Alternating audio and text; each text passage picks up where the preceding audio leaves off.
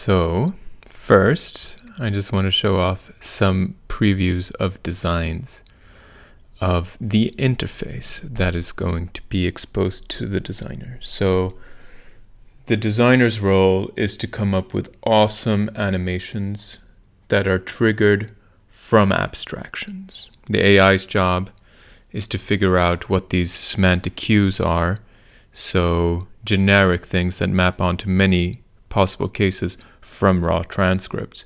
And the designer's job is to leverage AI and their Adobe After Effects type brain to create cool animations for what happens when a semantic cue is detected. So an example of a semantic cue in the case of the language instructor is that there's a new vocab word coming. So the animation could just be like, hey, the actual word coming out.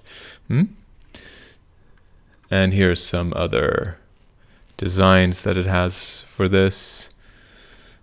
Nah, this is pretty cool. It's all pretty cool, right? So now to support this, you need the engine of semantic cues. You need the logic of specific things being data in the system for the creation of templates. And I would say that this is beyond the capabilities of a human to create this type of system.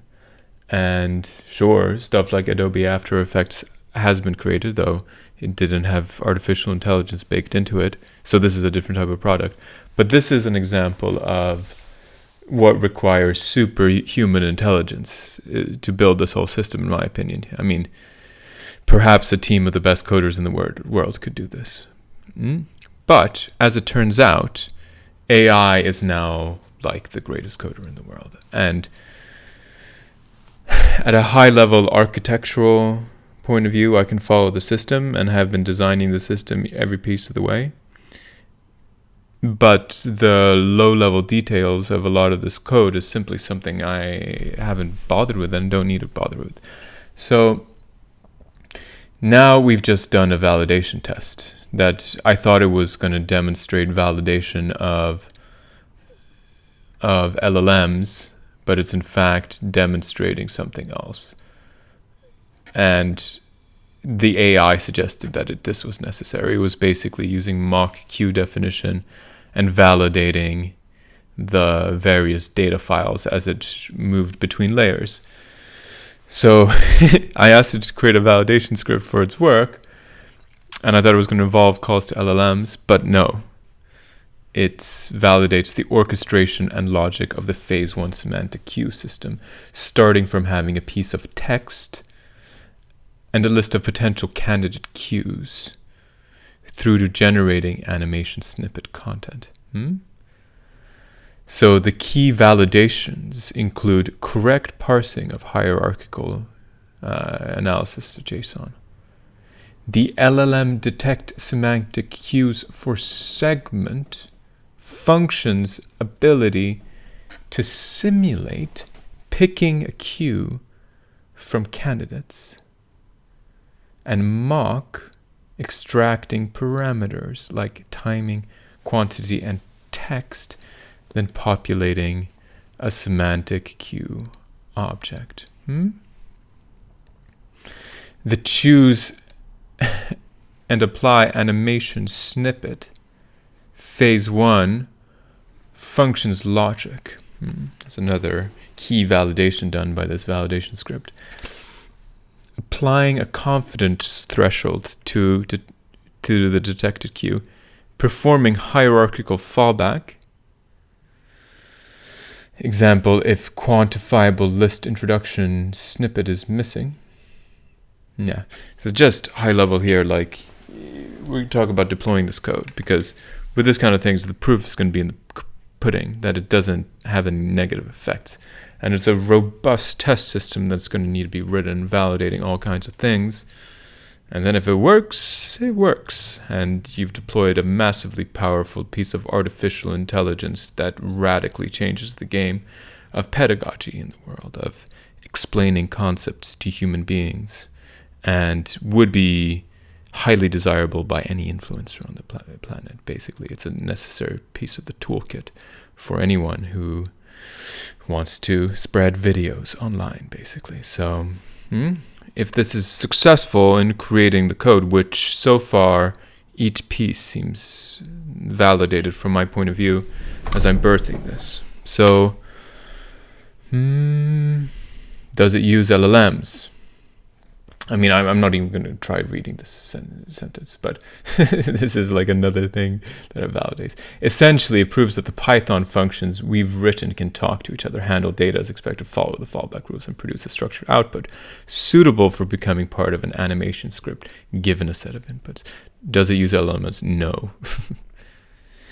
It simulates LLM behavior. The simulation was intentional for phase 1 to build the test for the surrounding framework, the pipes, before integrating the more complex and potentially costly LLM calls. And it doesn't have the non-mock version. So I had asked it these questions in the beginning. There's a code that maybe needs to be refactored. What is the test demonstrating? Should we do this refactor? And then talk to me about the next phase in this. So going into this behemoth, the 700-line behemoth, what this code really does, this file is the heart of your dynamic animation template processing. It acts as a library of special functions, which you call pyfuncs in your templates, that the template engine generator, the system that processes your video usage.json and design imperatives.json, can execute at runtime. It allows your JSON templates to go beyond static values and perform data resolution and manipulation, fetching data from various parts of the animation context, like the current segment's text and its loop.index, formatting strings, and performing arithmetic. Conditional logic implicitly. While not having if/else directly in JSON, the Python functions can implement such logic and return different results, driving different animation outcomes. Yeah, I remember back when it was trying to bake these in as expressions that got evaluated in the system, but then I said basically, hey, like, shouldn't we have code do code and data do data? And can't you just link to functions? And thus was born the pyfunc in this. Yeah. Reusable animation logic via snippets. The new system allows complex multi-element animation patterns, snippets, to be defined once in separate JSON files and then instantiated and customized with specific data by functions like instantiate animation snippet and choose and apply animation snippet phase 1. Orchestration. Functions like choose and apply animation snippet phase 1. Okay. They manage a complex sequence of operations, confidence check, fallback, instantiation. Sure. All right. How its efficacy has been proven by test. So we had older functions that works. What's missing are dedicated unit tests. It would ideally test each public function in template helpers.py. Yeah. In isolation. Yep.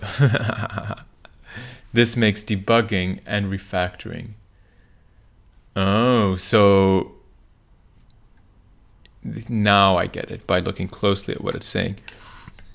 It wants us to build out a little bit more unit tests before doing a refactor. I get it. The file has grown quite large, which is common for utility modules. Refactoring could significantly improve readability and maintainability. And now it's suggesting how to do it, split by concern. There are template utils for generic low-level helpers, basic template funcs for the straightforward pyfuncs, semantic queue engine for the entire semantic queue and snippet system. This is the most distinct and complex subsystem. And for this, it might benefit from being a class, a semantic queue orchestrator class could encapsulate the queue definitions to future LLM client methods for detection of snippet applications. This can make managing state and dependencies cleaner.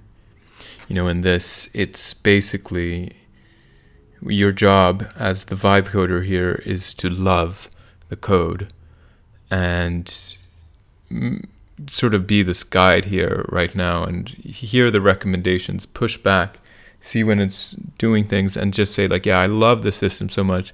We have to make the code totally clean. It has to be the correct code, basically. Otherwise, it's going to be much harder in the future. So, of course, we're going to follow the recommendations of doing this refactor and having unit tests first. How paths and major confusions are accessed. Okay, improved logging. Good. Should that refactoring happen right now or later? Later, but soon, specifically before diving into phase 2. Why not right now? It's not saying what we should do now. It's saying basically before phase 2, and then phase 2 is all this. When you're ready to start implementing, yeah. So we should do it now. Okay, I'm just going to say, so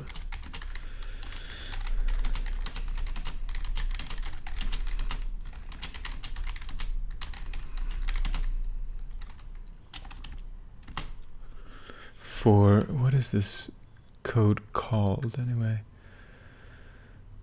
For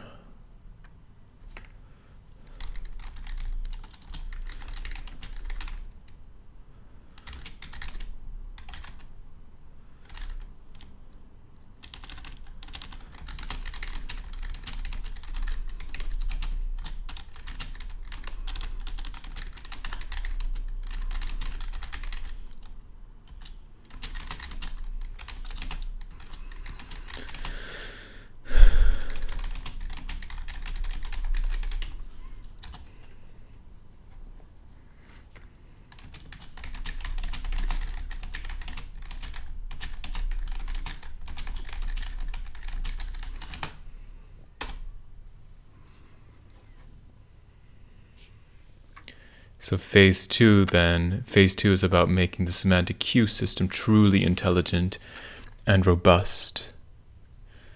Yeah, that's an excellent plan. Okay, so unit tests. Where to put them?